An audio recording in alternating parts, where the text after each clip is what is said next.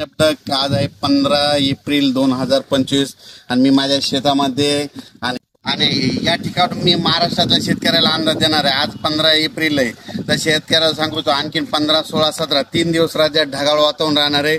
म्हणून हा अंदाज लक्षात घ्यायचा. फक्त कुठंतरी अवकाळी पाऊस पडेल, पण सर्वदूर पडणार नाही. त्याच्यामुळे कांद्यावाल्यानं घाबरायची गरज नाही, बीटवाल्यानं घाबरायची गरज नाही. पण 18 तारखेपासून आता 18 एप्रिल पासून ते 24 एप्रिल पर्यंत राज्यात उन्हाची तीव्रता वाढत जाणार आहे. 44-45 अंशापर्यंत अकोला नागपूर कडला पारा जाणार आहे. मराठवाड्यात देखील बऱ्याच ठिकाणचा 45 पर्यंत जाणार आहे. म्हणून हा अंदाज लक्षात घ्यायचा.